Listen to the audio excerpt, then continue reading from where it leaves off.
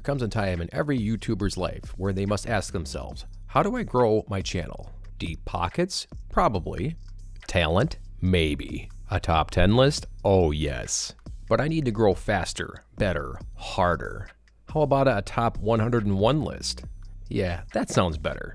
So here is the stipulations for said list. 1. This list is based off my personal attachments to the medium, right after my first experience from RC Pro-Am on the NES at an acquaintance's house, all the way to my recent pants-shitting run through the game Routine, a game that everyone should play that likes to be spooked.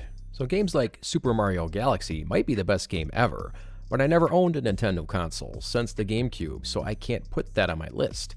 To put it another way, if I haven't played the game, then the ones that I missed are just that, missed. It's so hard to play old games and even get a whiff of what it was like to play it in its prime, generally from mechanics being outdated, the graphics, and so on. This becomes less the case as you get closer to current gen, but be honest with yourself.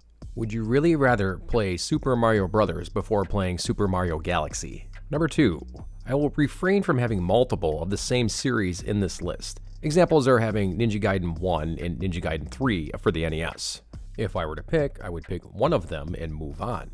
The exception to this rule is when there is a hot decade in between the games or when the game is drastically different from each other. Final Fantasy, as an example, gets a pass on both reasons here. Number 3, I won't be diving too much into what makes the games great, as so many of them are just games you already know. I'm focusing more on why these games immediately come to mind when I start recalling them, good memories and bad. And please get bent out of shape for a game that is in 70th place that is clearly far better than the one in 8th. I need maximum engagement.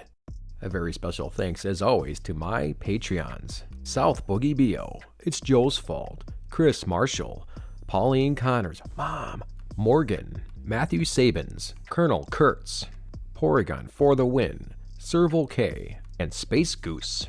Your donations help me stay motivated to make videos like this, so...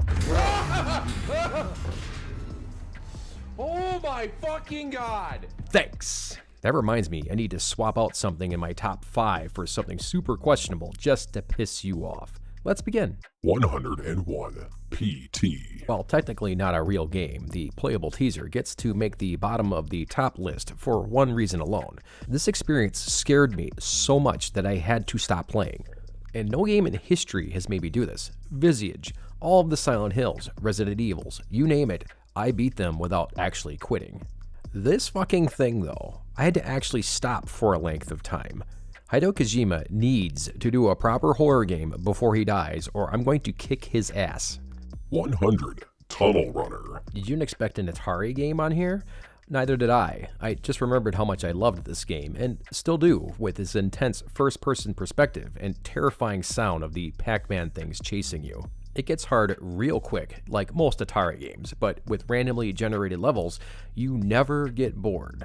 Until you do, of course. It's an Atari game, but beggars can't be choosers, and for a bit, this was all we had to play for a hot minute.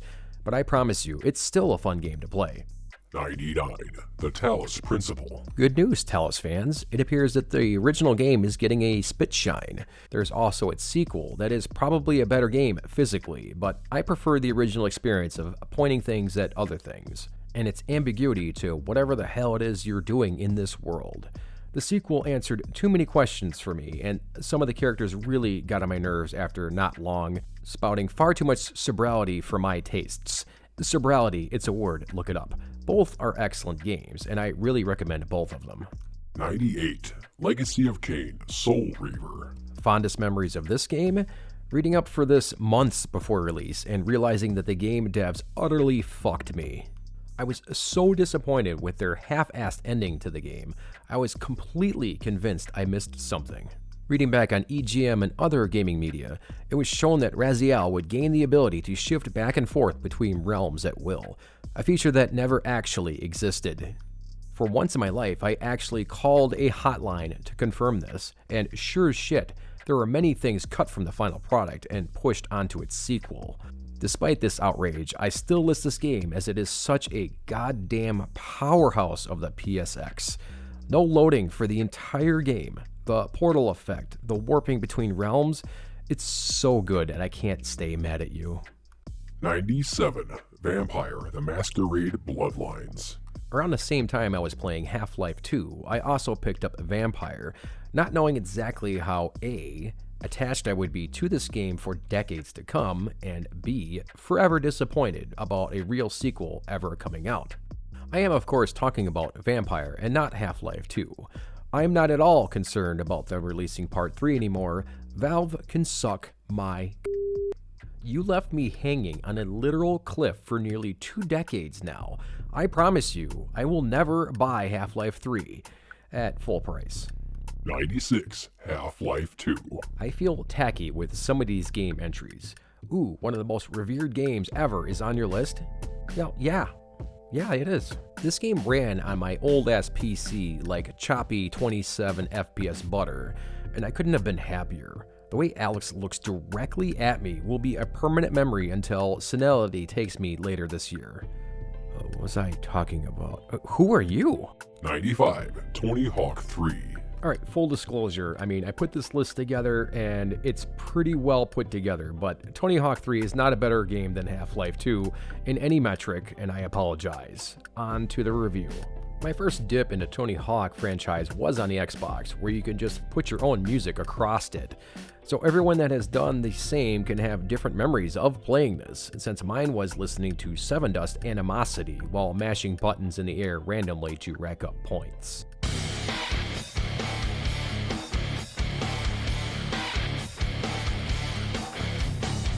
Many say Part 4 is its peak, and that may be, but this one remains my favorite. 94. Earthworm Jim. The pinnacle of SNES art and audio design, the geniuses that made Earthworm Jim made a quirky character and environments that defied all expectations. The game is superb in almost all respects, and as long as you're okay with the game being harder than any Dark Souls game, am I being hyperbolic? Fuck no. I dare you to beat this game. You want more proof?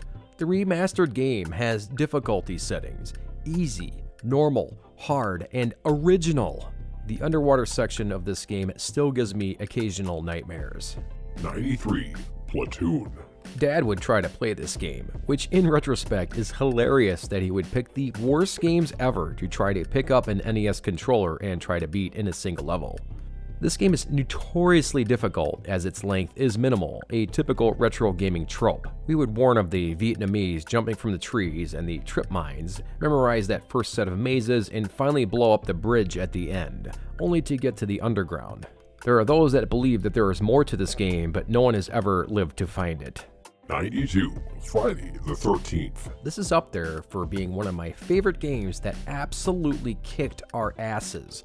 Did any kid ever beat this game back then? I really doubt it. There are such iconic memories of waiting for each screen to pop in before Jason jump scares you out of nowhere. Maybe I should do a review on it. Nah, James Rolfe knocked it out of the park. All hail the nerd. 91. Super Mario Brothers. Officially, this was the first game I ever beat as a kid, cementing myself as the prestigious title of gamer. And despite the agedness of this absolutely classic platformer, the final 4 levels remain truly special in terms of pulse-pounding tension, of trying not to be sent back to the title screen, is what I would have said if I didn't do the infinite 1-up glitch. 90. WWF No Mercy. Actual, definitive wrestling game. Change my mind, you cannot. This game was and is perfect. Why? Because of what I affectionately call the bullshit-o-meter.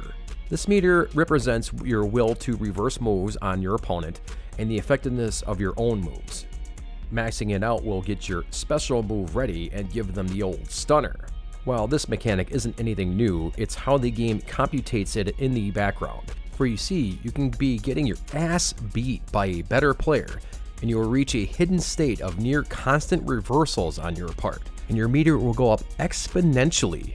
This effectively replicates the real sport, as where a guy has like 7 concussions but still kicks out of having 2 finishers done to him, and proceeds to win somehow. It's maddening. It cost friendships, and it was perfection. 89. Zelda Ocarina of Time. It took me a bit to decide on which Zelda game to put in here, but this game was very special to me when it came out. Never had I been more hyped for a game, and never did it not disappoint until the Water Temple fucked that place to hell. 88. Trials Evolution. There are a bunch of Trials games with some better and neater features, but something about Trials Evolution, the second in the long series of Ubisoft's crazy bike games, that maintains my love the most. Mainly because A, the intro guy is literally the best. I think there's something you should know about me. I just happen to like trials, I like danger, I like fire, I like nitro, I like getting in wild, I like a bit of blast, I like taking it fast, I like going to the end and doing it with no class. Just trust me on this. The moment you've been waiting for, kiss of death. And I'll meet you at the next step, but you can't beat me, so baby get in line and guess where I'm coming from all sides, high above, files blasting off Monday Nitro. And B, their writer's voiceover is also unequivocally the best.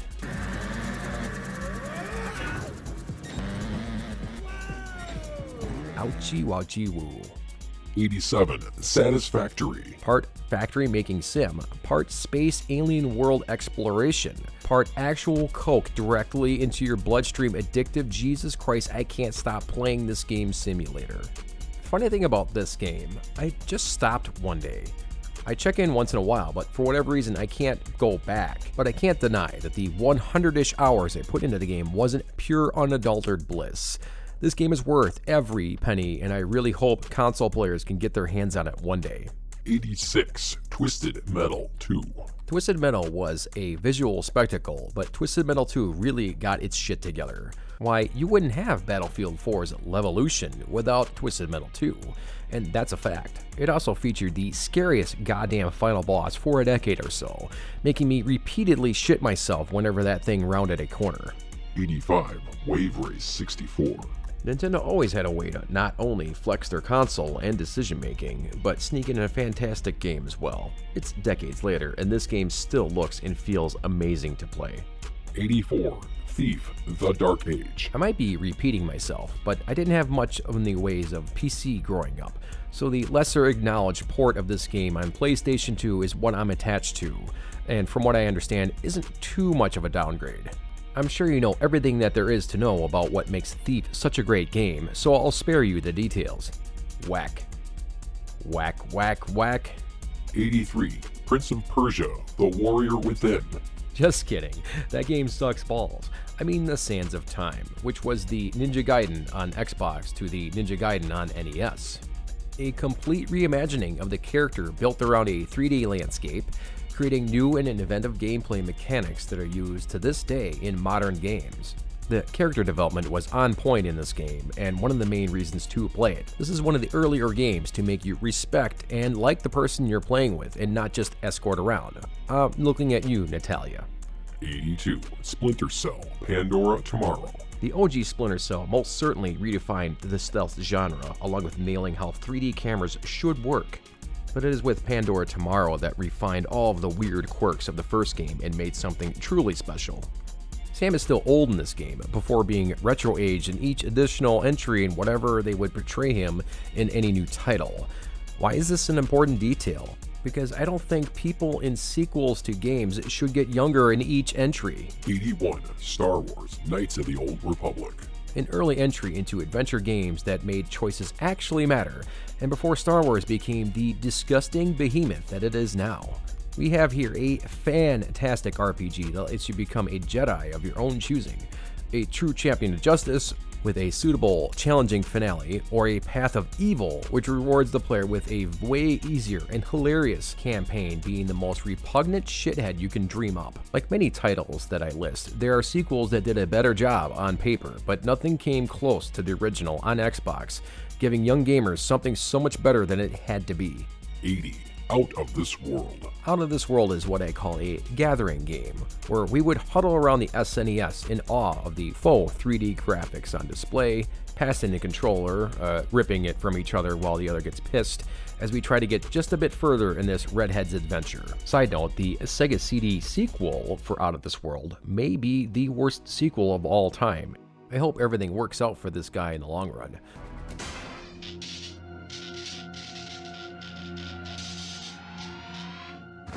Oh, I'm sure he's just knocked out. Yeah, I'm sure he's still alive. Oh, this is the worst ending in the history of video games. Cool shit. 79. Road Rash 2. So many versions, but I'm drawn to the second in the series, where the Sega Genesis was at its peak, along with the edge of its edginess over its main competitor. Having a game where you steal a baton from a cop and wail on their head is certainly not something that Nintendo would approve of. And Sega didn't give a shit, and neither should you. It's a video game. But also, they beat your ass as well, sending you scratching along the pavement. Just bliss. 78. Need for Speed. I'm going with the 3DO version here, as it was my first look at 3D crashing of cars that were out of this world, a then kick-ass soundtrack, and a triplet that I will fill out later. Oh, I still have some of the soundtracks stuck in my head, decades after first hearing it. Technologically, the PSX version is vastly superior, but my memories are attached to the first. Rest in peace, 3DO. You were taken exactly when you were needed to, when you marketed gamers as children and insulted 90% of the people watching your ads. 77. Gran Turismo. I was utterly enamored with the original Gran Turismo. Having access to this game prior to getting my driver's license made me feel like I was in control of a real vehicle, and while the game isn't perfect, the physics were close to it. Despite not being an avid racing game fan, Gran Turismo was the exception to the rule, and this game ruled with an iron fist for a long time after its release. A vivid memory of mine with Gran Turismo was the incredibly long endurance round, where I was subjected to the song as Heaven is Wide by Garbage so much that I popped the CD lid so the music would stop until I finished the track and I would pop it back in. Risky. 76. BioShock. BioShock didn't get its hooks in me right away, despite looking the way it did. The way some enemies will spawn indefinitely, the somewhat cryptic pathfinding through the labyrinths, and the overall old-timey tone in general is not on my list of favorite aesthetics. However, the plot twist towards the end of the game was worth its price of admission, and I can't deny the quality of the game overall. I can't put this at the top of my list, and I swear it's not a YouTube list designed to piss you off. At least not yet. I legit like this game a lot, it's just not as much as some. 75. Signalis. Thanks to Bio for remembering for me Signalis in the games that I've played in the last decade. Signalis is an indie, run-and-gun, existential crisis creating Silent Hill-inspired survival horror robot lady simulator developed by Rose Engine in 2022. And despite being a quirky game, it leaves you with an impression that lasts for days after completing it. I've still not gone through it to see if there are any endings other than the one I got, which was where Redacted. Epstein didn't kill us. regardless of the perceived genre of Signalis, I recommend you play it right now. 74. Star Fox. So many people will cite Star Fox 64 as their childhood masterpiece, but those little shitlins clearly didn't get their little brains blown out by the first moments of playing Star Fox on the SNES. Completely free of Slippy's unfucking believably annoying voice. Here it comes! Doggone it! Don't forget me! Don't worry! Slippy's here! Do something! Enemy ahead! All technological issues aside, I feel Star Fox's 3 difficulty paths, superb and frankly superior soundtrack, and ruthless difficulty make this the superior title, pound for pound. 73. Deus Ex. Deus Ex was a PC game that I missed due to my tiny window of competent PC access being limited. Instead, I played this on PS2 and was glued to my screen. While a watered-down port, the incredible variety of interactions with the NPCs made the cut, and I felt like I was being pulled at every end to suit someone else's agenda. Knowing all of the above, Deus Ex's true form must have been a fantastic experience for those privileged enough to run this in ideal settings back in the day. 72. Mutant League Football. I'm not a big sports guy. I feel like playing games should be things that are inconceivable to do in the real world. And while throwing a football over 10 feet is in fact inconceivable to me, I much prefer the fantasy-style games when it comes to sports. And what better than the single best football game to ever exist, where you can pull back after calling an audible and toss dynamite at the defense. You bribe the ref once per half, and the other team needs to kill the ref in order to reset your progress. You have players like Bones Jackson. There are no actual fumbles. The character explodes into a pile of body parts to represent losing the ball. The lowest ranked team is called the 60 Whiners. Do I need to say anything else? 71. Burnout Revenge. Also not the biggest racing fan, but I don't think Burnout counts as much. What do I have to say about Burnout Revenge? Just look at this shit. Yet another game that doesn't seem to want to exist in today's market. Given today's technology, I feel the ability to convey absolute vehicular carnage is underutilized. 70. The Orange Box. Orange Box might be the best deal in the history of video games. Half-Life 2, Half-Life 2.5, both iterations. This little game called Team Fortress, Portal, all for $60. I would have paid them twice for a deal this legendary for a package of this many excellent games. 69. Giggity. First Encounter Assault Recon. One of the few PC games I got to play in its prime, Fear remains one of the most replayable first-person shooters of all time thanks to the incredible feedback it showcases in nearly every firefight. Why aren't there more shooters doing this? Surely it can't be that hard. 68. Max Payne 2. Max Payne was naturally a genre-creating masterpiece, but the sequel was a banger of an overall game experience. Gone are the overly pulpy overtones of the first game, replaced with a more mature experience, and of course, crazy dead body physics that are half the reason to play this game. 67. Deadly Premonition. Most certainly the worst game on this list by all metrics, Deadly Premonition remains one of my favorite gaming experiences, with every bit of the insanity that is Twin Peaks on display throughout the strange world that Mr. Francis York Morgan and his buddy Zack embark upon their detectively adventures. Why did I write that? If you ever play or replay this strange game, do yourself a favor and put the difficulty to easy. The combat is the worst ever, and this at least makes the dungeon areas somewhat manageable. 66. Axiom Verge.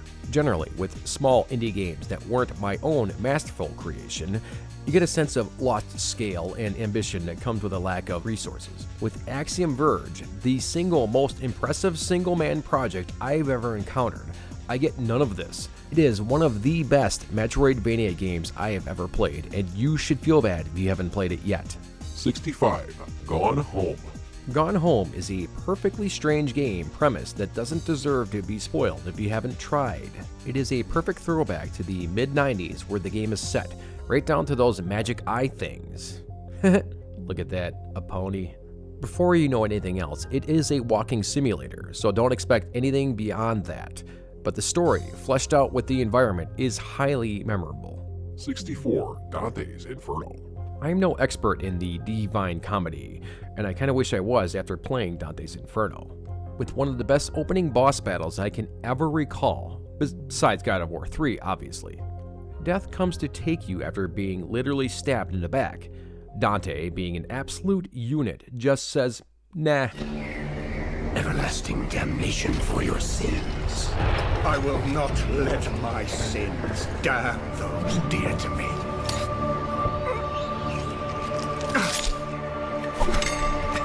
I will redeem myself. Mortal, you are mine. What ensues is a lengthy fight of the most iconic figure in history starts to reason with Dante, eventually begging for his life. No, please don't. Help me.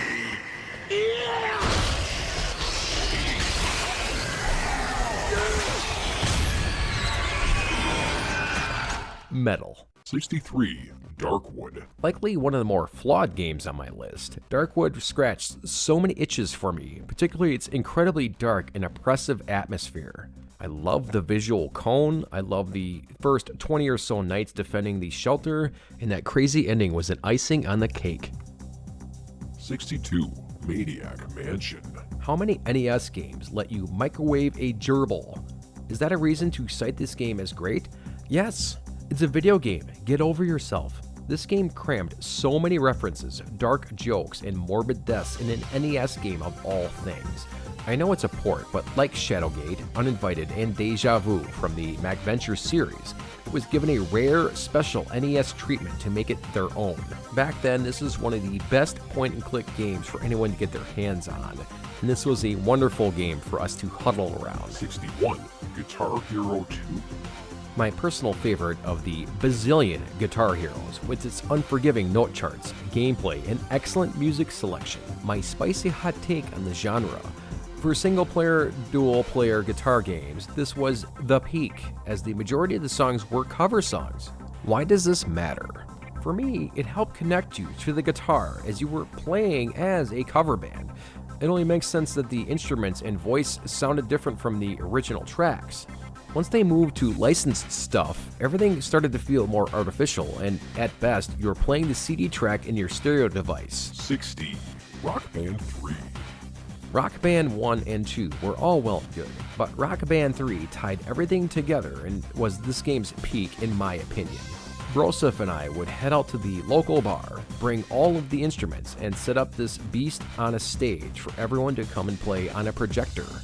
And like any actual band, reluctantly played these same 6 songs for the regulars for the bazillionth time.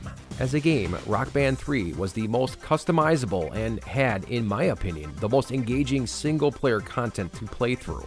Rock Band has fizzled into obscurity with the 8th generation of consoles shitting on the perfectly usable peripherals, and the current gen is simply too expensive to play on. Also, no one else physically visits anyone else anymore, so playing it online just doesn't work well.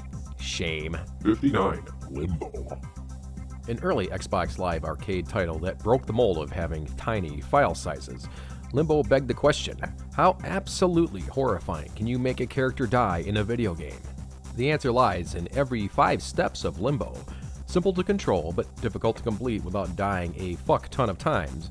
Limbo is a fine little gem of a game that sits in our collective memories of cringing at each and every death.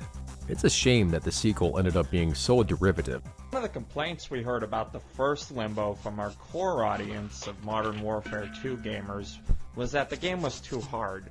They couldn't find a place to glitch or ways to boost their way through the levels in the game. So for those gamers, we've gone ahead and added death streaks. So now when you die a lot in Limbo 2, we're just going to make shit a lot easier for you, give you a Predator missile, and you'll be able to blow up that spider or anything else that's in your way, and get on with the game. 58. Braid. Part puzzle game, part absolute work of art, Braid is an often, I feel, slept-on masterpiece of a once arcade game for the 360, which at the time was giving harsh criticisms for being too expensive. I'll take my nearly perfect puzzle game for cheap, please. Fuck off, gamers, seriously. Also, play Braid right now. 57. Turok Dinosaur Hunter.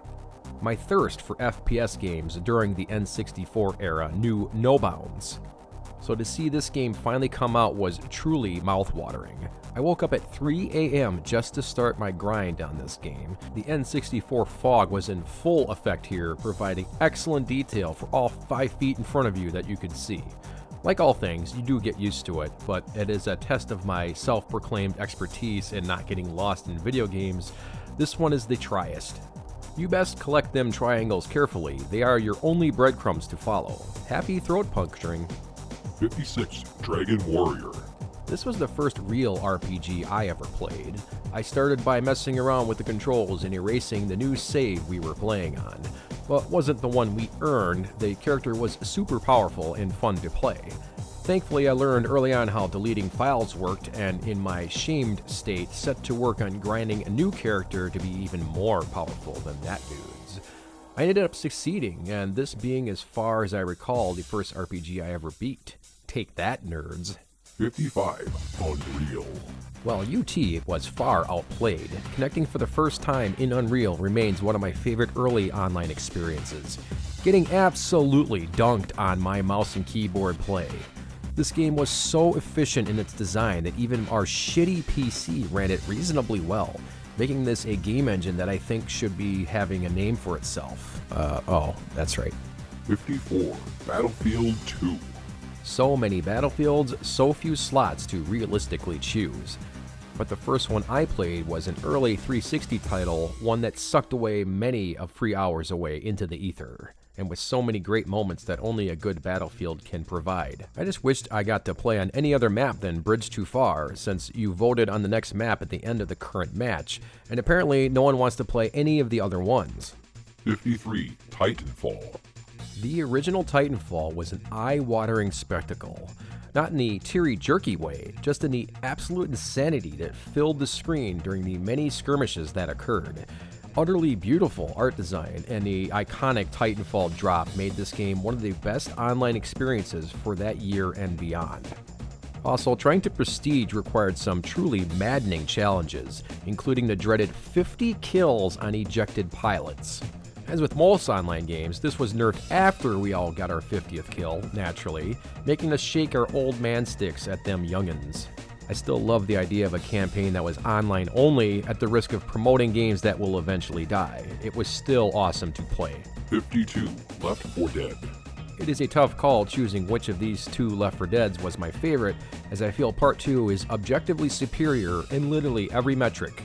But the servers sucked actual throbbing balls in Part 2 on console, and the player base had already dissolved into a cancerous cells resembling human beings, striving to be the most genius and stupidest players you will ever see in any video game.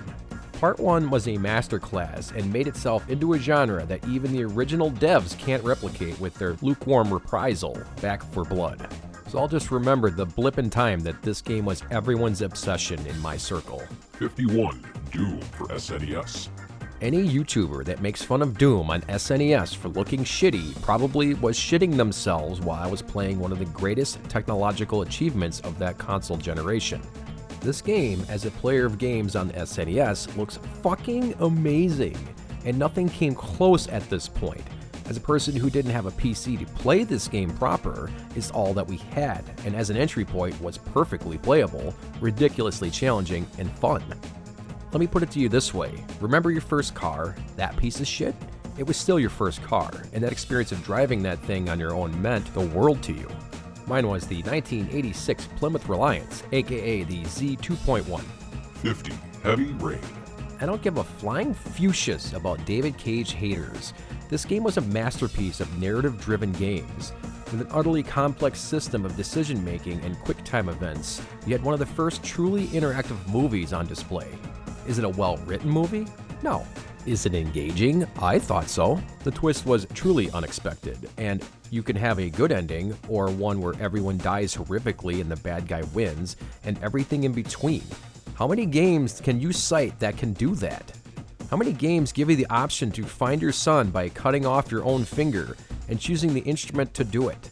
This game has a ton of small details like this, and in my opinion, never got the praise that it deserved. 49. Journey.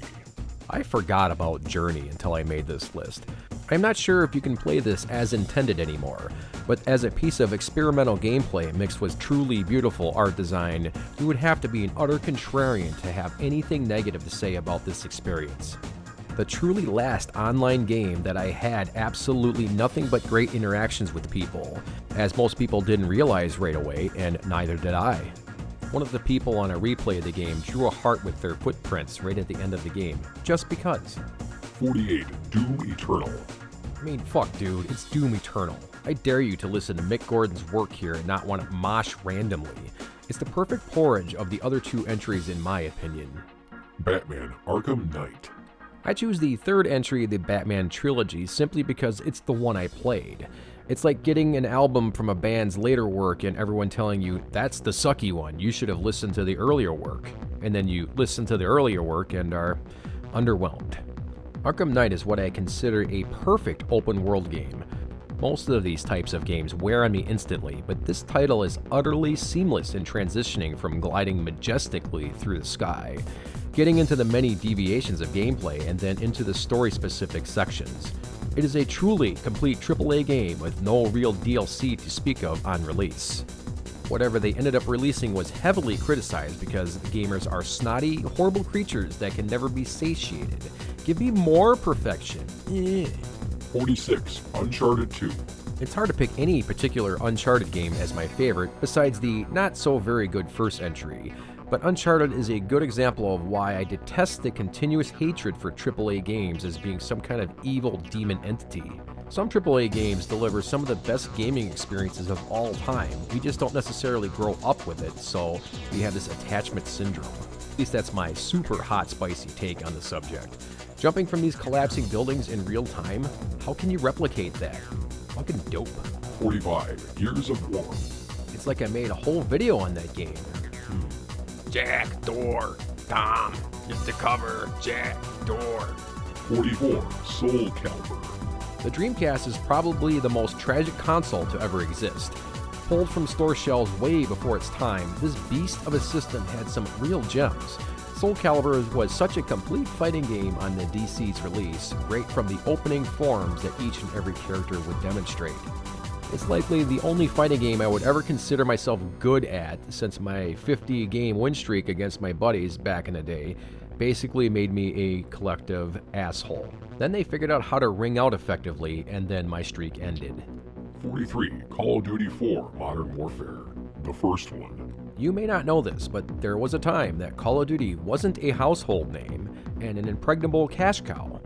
Call of Duty 4 came out of nowhere to bit-slap Halo 3 from the top rung of the multiplayer console scene. I might be exaggerating a bit, but I think it's safe to say that Halo has to work far harder to secure an automatic pile of cash every year with what feels like minimal effort. But think back to when this game came out. So many standards of online FPS games were set with this beast of a game. Top tier game control being one of them. The campaign was fucking awesome as well, minus the Dick Cheney quote. 42. Final Fantasy VII. This one hits different for me, as I was absolutely obsessed with the release of this game, being one of my first actual purchases of the media. I never understood why people wanted to own a video game when you can just rent one for $2.50. With this thing, an absolutely massive title in a sea of incredible games to come out within a year of each other, gave me a nearly indescribable sensation of anticipation. I needed to own this. I think you know enough about the game and why it made my list, but just know that in my adolescence, this game put me in a world away from my own for such amazing lengths of time. As with Final Fantasy 3/6, I was begging the game to not be over with when Sephiroth was fading away into the darkness. Spoilers! 41. Tomb Raider. The original Tomb Raider was such an unexpectedly deep experience for me. I was never so sucked into a 3D game at the time, and this title was the epitome of what the game did best. You walk into a room where you can't see shit due to the hardware limitations, and you just looked. Yes, there was the odd bat or tiger to awkwardly kill, but that was hardly the point. The feeling of wanting to explore more was never stronger than in this title, unlike each and every title to come, despite making hundreds of quality of life improvements and prioritizations of rounding out tits. 40. The Witness. As I understand it, The Witness is the next major title made by lead designer Jonathan Blow, an unfortunately named fellow with a genius knack for making some of the best puzzle games of all time. And this one, in my opinion, is simply that, the best thinking person's game. What would quantify such a claim? This game has one single tutorial prompt in the entire experience. Pressing a button will pull up a cursor. The rest of the experience is to wander the land, Myst style, and learn by trial and error, and with each section building a sort of vocabulary in your mind as to how to solve the hundreds of puzzles to come. You start to feel like a genius by the game's conclusion, and it's a thing of beauty. 39. The Last of Us. The amazing game adaptation of the hit HBO series of the same name, The Last of Us is a rare game that makes you absolutely dread humanity. It is a wonderfully crafted solo experience that you need to be in the right mood to play. Hey, do you want to hear a joke? What's Joel's least favorite number? 4. 38. Castlevania 2. I remember a local thug that befriended the household coming to our house, proclaiming that he knew the secret to getting further into the quest of Simon. Everyone gathered around this idiot as he took out a red crystal that did nothing and kneeled at a ledge for a length of time. Everyone knows how this works now and how ridiculous it is, but back then, this was legitimately awesome, as it broke the game out of its plastic shell and it became interactive in the real world. Feats such as this made the game larger than it was, having a ridiculous solution to overcome, and it's a key component of what made the game so memorable. It's not a game I'm interested in playing again, but it stands the test of time in my memories of it. 37. Breakdown. Insert why Breakdown is awesome here. Ah, shit, I forgot. Alright, we're doing this live. Breakdown might be the best example of a game that slowly got better the further you got, and it never stops. The several sequences at the end are so fantastic that I still get shivers thinking about it. The price of admission? You really gotta put your nose down to the grindstone with this game. It is a bitch. 36. Shadowgate. Another early huddler game. This was a rare title for even Dad to get involved with from time to time, which was always fun to berate for trying real solutions versus gamer solutions. It's hard to explain to a non-gamer that when you're told not to do something in a game, you are really meant to do that exact thing.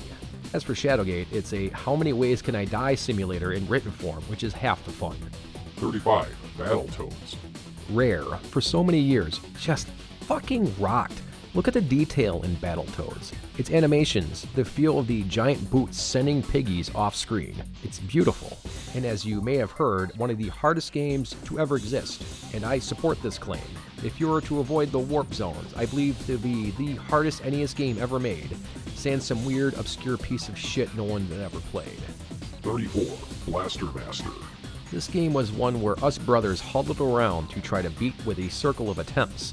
And like usual, I was the one that kept coming back after the other two said, fuck it, this game is too hard.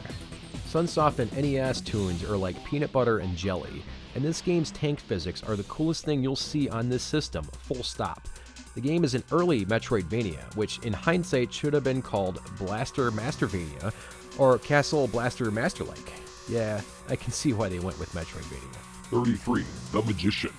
I think this game is much less known than the others on this list, but it is a banger of an NES title. Simplistic but irresistibly entertaining romp of a side-scroller in the vein of The Immortal. You're meant to replay this game dozens of times until you get the run just right.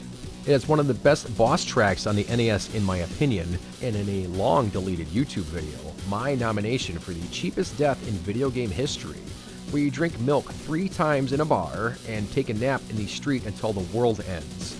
Magician knew exactly what its limitations were and its strengths, and it played right to those. 32. Persona 5. Not being a person that's on the Persona up and up, my first foray was this title, and I'll always cherish the time I had with it.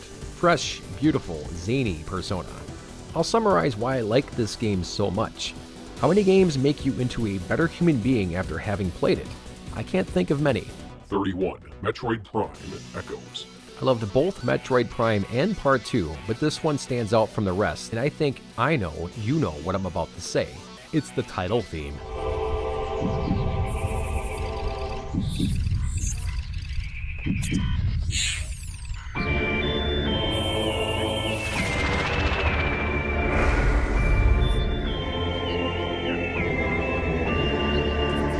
Just, oh god, it's so good. I think there was a good game in here too. Oh yeah, there was. There was something about certain GameCube games that felt like the controller was made specifically for the game you're playing, and this was a great example of that. 30. Ninja Gaiden NES. Speaking of games I like to think I've beaten but didn't, one of my persistent memories of Ninja Gaiden was making a comment about my brother complaining about the game's difficulty on stage 5-2. You know, the impossible one. As an inch-long sliver of basswood slipped into my dermis on my foot. What ensued was an understandably loud, wet, screaming cry from yours truly as he attempted to slip that monster of a wood chip out of my bleeding foot. And you think Bruce Willis had it bad? Oh yeah, the game rocked, obviously. 29. Contra 3, The Alien Wars. Yet another game that just blew your face off the first time you played it. And as I like to put it, it's a game that sets the bar to heights unfair. What were you going to do back in the day to compete with Contra 3? Nothing. You sat down in defeat, or made your own Contra with blackjack and hookers, and made it fucking impossible. 28. Xenogears. Go watch Mangelar's take on Xenogears. I'll wait here for 3 hours. 27. Castlevania Symphony of the Night. You know how I know I got some good games coming up? Because Symphony of the Night is at 27. I still recall the so-called journalists that followed back in the day, giving this game lukewarm reviews for the most part, along with mediocre sales due to children's insistence that games needed to be 3D. Well, who's laughing now? Certainly not me. My sense of humor died long ago. Ha ha ha ha ha, funny joke. 26. Resident Evil 2. So many RE games, and this one stands beyond all of them, and still stands the test of decades of imitations. Why the original? It is the only entry after all the successors that truly has 4 adventures in one purchase. Play as Chris A, Jill B, then Jill A, and Chris B, each with its own changes and crossover events that give you so much bang for your buck. The remake did this as well, but missed some of the nuance that made this game special. Beyond that, it is a sequel that was exponentially better than its predecessor, which, as you might already know, defined a genre, so that's nice of Capcom to go that much more above and beyond. 25. Remnant 2 From the Ashes. Being a 2024 title, you might be surprised to see this game as recent on my list, but hear me out. Remnant 2 is utterly fantastic, mixing Destiny and Dark Souls. Insane, and I mean insane amount of secrets in each and every area of the game. Remnant allows an effectively infinite amount of builds to play in an ever-repeating, generating dungeon that gives me basically hundreds of joyful hours of gameplay. It is hard as absolute balls, with bosses that will make people uninstall, such as this absolute menace to sentience, making you wish you were never born to have encountered such an annoying goddamn boss. But like in any good Souls-like, you gain a level of eliteness from your knowledge of how to beat it, and you want to pass it along to the next random player. The final boss is a great example of this, where most people hate it at first, but it grows on you. You have to memorize 2 completely different patterns of attacks. This bastard starts to freeze you in spots that require you to remember where you were prior to dodging the attack, and repeat. It's absolute satisfaction to beat. Screw those cubes though. 24. Street Fighter 2. There's about 60 versions of Street Fighter 2, also known as Madden Football before Madden became a thing. You know, releasing the same game every year.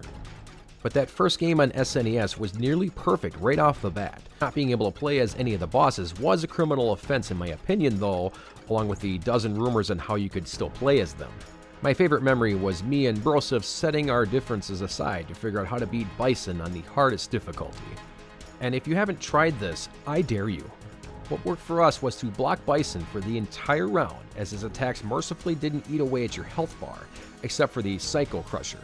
Speaking of which, if you waited until the clock was nearly out, he would always jump back and try to fry you. This was the one guaranteed opening to take a huge chunk of health off and secure a win. I'm pretty sure he's impossible otherwise. 23. Morrowind. Funny story about Morrowind. I first played this game on my Xbox, and like everyone who's ever played Morrowind on Xbox, absolutely hated it. You swing into rats a half dozen times, whiff each time, and die. You walk 12 feet too fast and run out of stamina and die. Where do I go? What do I do? Fuck this, I'm out. Until I went on unemployment for a few weeks while my wrist was healing from wrestling my karate instructor. And like most people that are on unemployment from wrestling their karate instructor, they pick up Morrowind again due to its simple control scheme and that music. Oh god, the music. The usual Elder Scrolls things happen, like getting the boots of blinding speed for escorting a man to safety, and realizing it makes you run 300% faster, but you can't see while wearing them. I pair these up with a pair of pants that allow me to fly for 10 seconds per charge, and I use the minimap to literally fly across the map, beating the latter half of the game in record time. Anyone that loves Morrowind has their own story to tell on how you utterly broke the game on its own terms. What's yours? 22. Castlevania 4. Christmas Eve, 1991. My brother takes our copy of Castlevania 3 for the NES back to the video store early, much to my frustration. I was enjoying that game a lot, but what I didn't know is that inside the box for Christmas lied the most jaw-dropping logo I have ever witnessed. Super Nintendo. Kids, you don't know how amazing it was to see that. Parents want the best Christmas ever for their kids, and this was the one for me. Inside the box, Super Mario World that came with the console and 2 controllers. Remember that? When consoles had 2 controllers? Anyway, Castlevania 4 was also in the box, rented, and some Final Fight whatever. It was a spectacle, for all accounts, but I think it's fair to say that Castlevania 4 took the cake in the presentation department. It still does. It's a goddamn masterpiece. Just look at it. This shit came out in 1991. 1991. 21. God of War 3. I played God of War 2 back when I owned a PS3, but only as I had bought the entire series and wanted to catch up on the lore.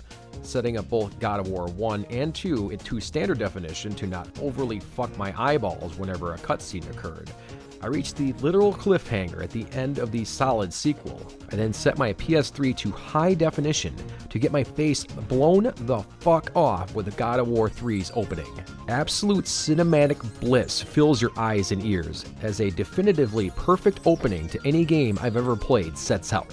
The game was superb throughout, but I might say, dear sirs, that the last area before Zeus on the hardest difficulty nearly actually killed me in real life. I don't know if I've ever known such defeat as that room. People that played this game, you know exactly what I'm talking about. Fuck that room. Now that I think about it, the game is now in 4,000th place. 20. Portal 2. Yet another game that needs no introduction on why it makes this list. What puzzles me is how few games try to replicate this type of experience. Certainly enough characters were made in the rip-offy image of Simon. It's Simon, right? I'm not checking against this. I haven't played this masterpiece in a hot minute. Valve, do I fucking hate you for your avoidance of the number 3. 19. The Evil Within. The Evil Within, in my opinion, is a fine example of why AAA horror games are so rare. To achieve what this game does visually takes a crazy amount of resources, all to a relatively lukewarm reception to what I can only attest are scared little baby bitches. Also, I happen to be one of those rare individuals that doesn't have an aneurysm due to letterboxing, which was the game's main criticism when released on the Xbox One, and I think PS4. While not truly a horror game, it has some fantastic set pieces and some truly original craft work, and an engaging story that warrants multiple playthroughs to flesh out the game, including the oh-so-rare DLC side stories that contextualize the plot and fill in any blanks. It also features one of the most frustrating difficulty settings known to man, Akumu, where you die from literally any damage from any source. And while we're at it, let's put 1,000 more bear traps in that letterbox for you to snap your femur to. Is this a feature? You decide. 18. Soma. The less you know about Soma going into it, the better. For those who have played it, you probably already know why this is the case. This game has one of the darkest endings of any game I've ever played, and not in the typical sense of a dark ending implies. Or like, I'm going to take a deep breath and stare at the wall for a while to get my bearings kind of ending. God of War, The Oldening. Seeing Kratos age and the powerful, pained stare in his eyes will never quite escape me in this opening sequence. What follows is a nearly perfectly balanced game experience that begs to be not over when it finally does, with a memorable villain that has so many great one-liners. To me, God of War is a prime counterpoint to AAA game companies being, quote, bad. And maybe they are, maybe they're pure evil, but I'm just feasting on the nipple of this. Setting aside all politics on the matter, you have here one fine-ass game, and Ragnarok is even better in most metrics, and I honestly can't decide which one I would list. Play them both. 16. Halo 2. Halo 1 is the Wolfenstein to Halo 2 is to Doom. Did I phrase that right? You know what I meant. We used to host LAN parties using all sorts of cables and extensions. My favorite memory was the then buddy and hothead challenging me to a 1v1. I said, take off the tanks, they are cheap as hell, to which he refused. I said, okay, put them in. I then got into a Phantom and went 40-0 as he went in a straight, incessantly rage-induced line towards me. After the match was over, I went to his room and asked him if he still liked tanks. He nodded insanely, dropped his controller to the floor, and stomped it into a fine powder. I was then called a hypocrite because people are fucking stupid when they are proved wrong. Number 15. Final Fantasy 15. I have really come around and warmed up to the experience of our boy band entry into the Final Fantasy universe since my last revisit. Something about the characters really just spoke to me. Just kidding, this game sucks fucking dicks. 15. Resident Evil 4. Oh boy, GameCube or the remake? You know what? I'm going with the remake on this one. Why? Because Capcom sets the bar on how to remake a title and needs the recognition it deserves for both honoring its own source material and adding enough quality of life features and incredible detail, fun challenges, and the single most evil RNG to ever insert into a speedrun game, which has probably broken more controllers and keyboards than any other title in history. 14. Lost Odyssey.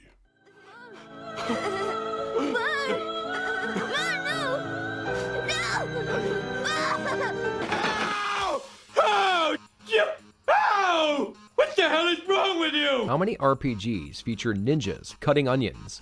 Lost Odyssey has a goddamn clan of them on standby. I've been putting off a replay of this game on the account that I'm out of Kleenex. I used it on reading back Bio's comments. I used it up on reading back Bio's comments. Lost Odyssey paints a perfect picture of what it would be to live forever and why it would suck to do so. It's also the last traditional turn-based JRPG to ever exist, as our collective gaming mass all decided that random battles suck ass and it needs to never occur again. Good riddance, but we've lost something in our odyssey to the new world. I bet that sounded way cooler in my head. 13. Metal Gear Solid. Being in the generation of consoles that maybe just want to fall into the world, nothing quite measures up to Metal Gear Solid. MGS defined a genre, but it did so much more than that. It has set a precedent that games could be and should be made with adult players in mind, that you could hire real voice actors and make actual statements in your media. It is silly going back on some of the stuff, you bet your ass, but my god, this game was so much better than it ever needed to be to succeed. Any chance of Nintendo winning the cartridge war with its instant load times was put in the grave with Metal Gear Solid, with hours of voice acting, incredible presentation, and addictive gameplay. 12. Witcher 3. I bought the original Witcher on my ancient, incredibly shitty PC. I thought the game might have been bugged, but it was just the game engine running at literally a frame per 3 seconds. I later borrowed a copy of The Witcher 2, but didn't make it past the tutorial. I then played the overly hyped Witcher 3 and found myself playing one of my favorite games ever. This game is perfection from a storytelling and overall game perspective. Combat is not its strong suit, but it is a vehicle to drive said amazing story and achieves most of what it needs to. Having so many small choices actually fleshes out the game as you progress through the main beats and made decision making actually matter more than any and all Telltale game entries combined, at least in my opinion. And it has a Monty Python reference. 11. GoldenEye. I mean, I name myself from the game's villain, so there's a start. I made a whole video on my thoughts on it and how important gaming was as a social outlet for me at the time. What's great is the number of channels still dedicated to playing GoldenEye, even with original hardware. The game's punch when shooting all the bad guys still feels fantastic, like when that feeling of getting that shiv through the 2 ribs after the 3rd or so strike. What?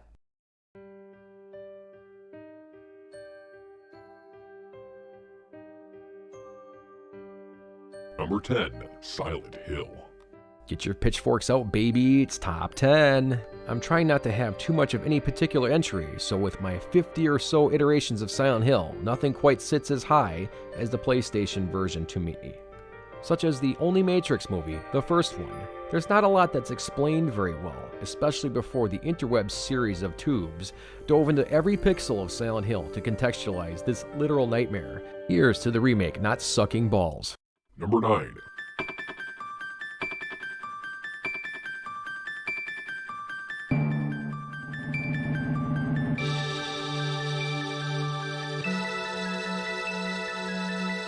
Chrono Trigger.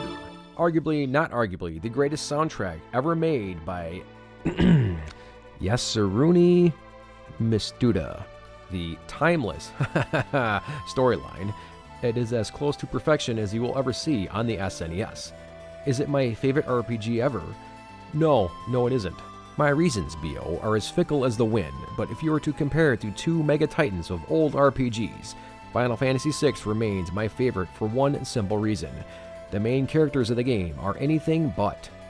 Taking out the obvious troll characters such as Yumaro, Mog, and Sabin, you're left with an unbelievably balanced approach to storytelling from the perspective of so many key players. The latter half of the game has yet to be replicated in any form where you are free to choose how to rebuild your party, with an end dungeon that is actually requiring strategy to finish. It's hard to beat having 13-ish endings though, given credit where it's due. Also on display is some of the greatest boss encounters on the SNES, with a music track that defined an entire game. On the other hand, god damn I hate silent protagonists. It's such a cop-out to just writing a character in hindsight. My personal peeves aside, Chrono Trigger is a near-perfect game in all respects, and I'd argue objectively better than Final Fantasy III in many ways, and people that disagree are the definition of contrarians. What did they find aboard the ship, Isaac? The marker. Did you have contact with this marker? It made you see things, didn't it? Things you didn't want to see. It spoke to me. What did it say, Isaac? What did it say to you, Isaac? Isaac! Isaac, can you hear me? Number 8, Dead Space 2. At the time, Dead Space was, to me, a perfect game. And honestly, looking back, I'm not sure what I can criticize about it. Fun little fact, the game, from its opening, all the way to its admittedly not that interesting final encounter, is told without a single loading screen. The insane challenge of the hardest difficulty gave way to the greatest weapon ever devised for any horror title, the foam finger. All you have to do is simply beat the 6 to 8 hour campaign on advanced difficulty using only 3 saves and no checkpoints. Think this part is tense? Try it knowing that you have to go back about an hour if you screw it up. Perfection.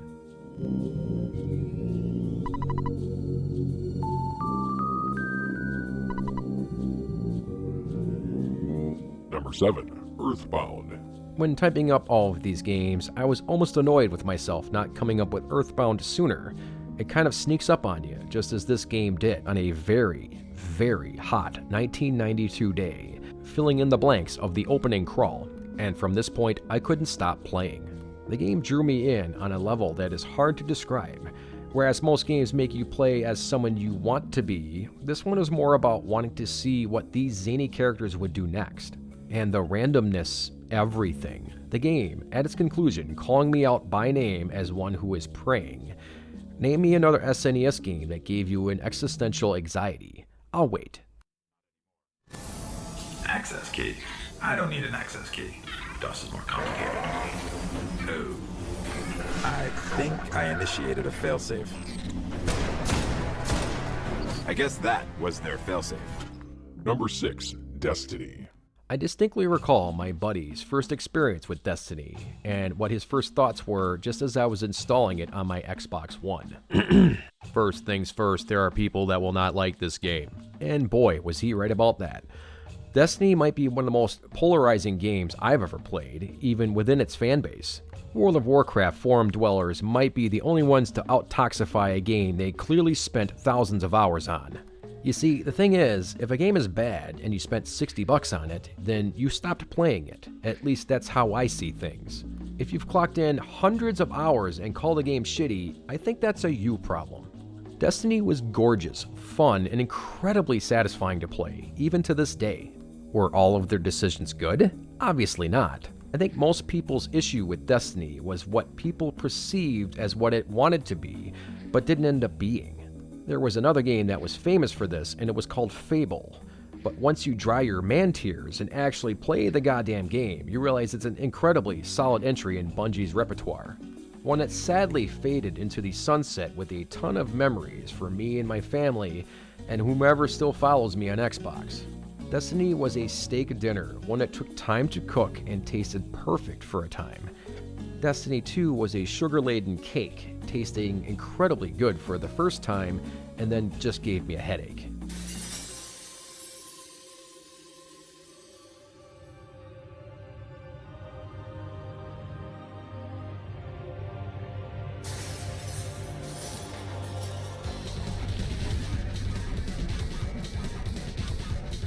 Number 5, Ninja Gaiden for Xbox. It's like I made a whole video on this game.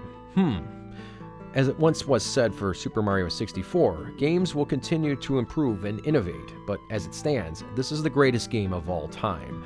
And for Ninja Gaiden on Xbox, this was for me. God damn did this game age well. I'll finish what you started. The Paintress, Renoir, they will pay. No more dome. Just open skies. Number 4, Claire Obscure, Expedition 33. Just so you're in the know, I had no clue what Expedition 33 was until it showed up on my Xbox Game Pass suggestion, and I read a few reviews jerking it off. It sounded like it was up my alley, and the rest is history. You all know this game is one of the most beautiful, thought-provoking masterpieces ever made, but that single fact that the game doesn't let you redo the final boss battle to see the other endings shows you the care that these people put into sucking you into their world. This further solidified my love for the game, and it is an instant classic. I know there's an argument to be made of it's too soon to make a list like this, but I have a counterpoint to that. In my cynical, jaded mindset, having played thousands of games in my lifetime, I am openly weeping at a cutscene with a character that is doing the same, over a soundtrack that haunts your dreams. I think that says we're okay with putting this game where it's at. If you haven't played Expedition 33 yet, why the fuck aren't you playing this game right now? Well, I'll get to it now. I got this backlog of games, I'll get around to it. Now. I just don't like it when games are overhyped. Now.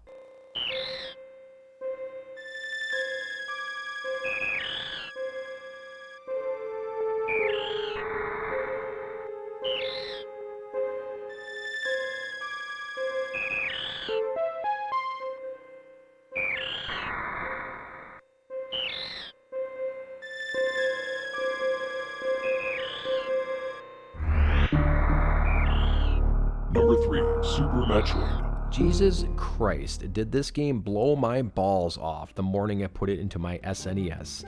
See, I was only allowed to play games on the weekends back in the day, but they never specified whether or not I could get up at 3 a.m. Saturday morning to do so. About 2.5 hours into the game, I managed to die to Kraid on my first attempt, and learned that when you pressed the wrong button in the save rooms, you did in fact not save the game. Do you want to know how much I loved this game on day one? I was actually excited that I fucked up and needed to start all the way from the beginning. You can't recreate that kind of love.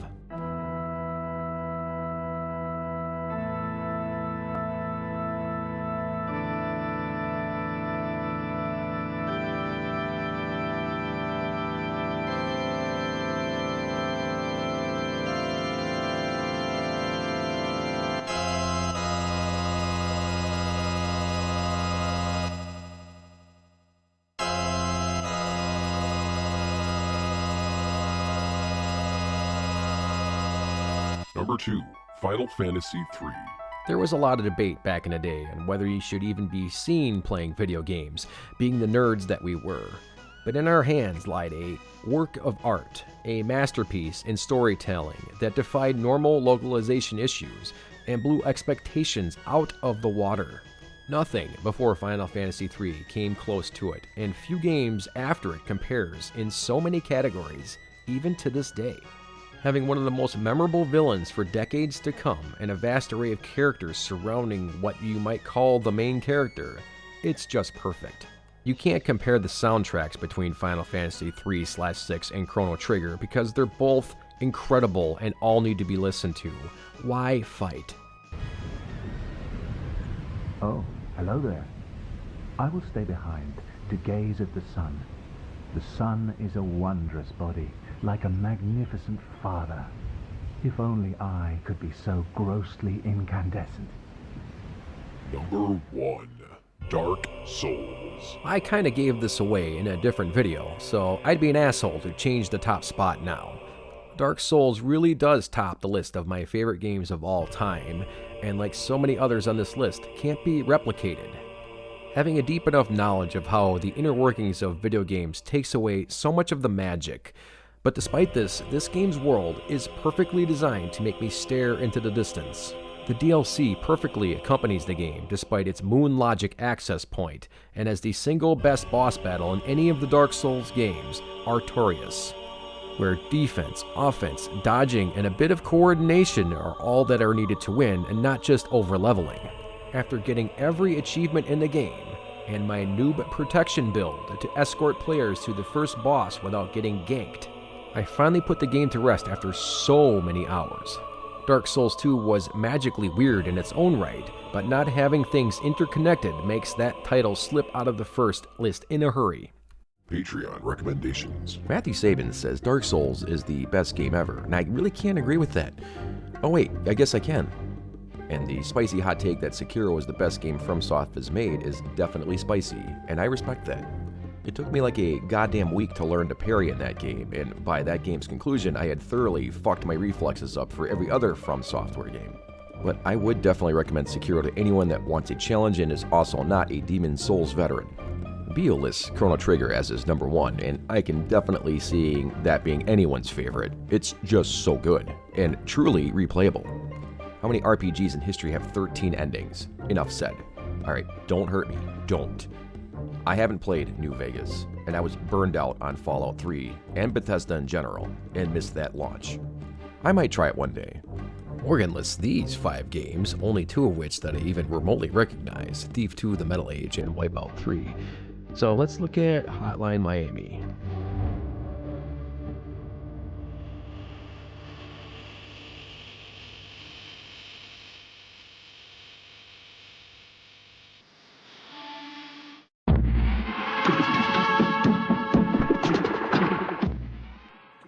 I am supremely weirded out. A++.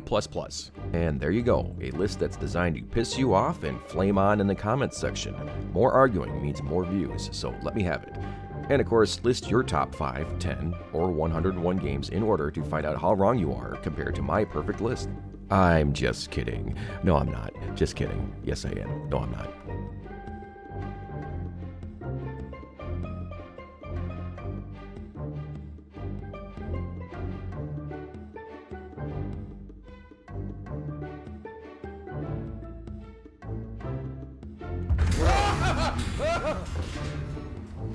Oh my fucking god!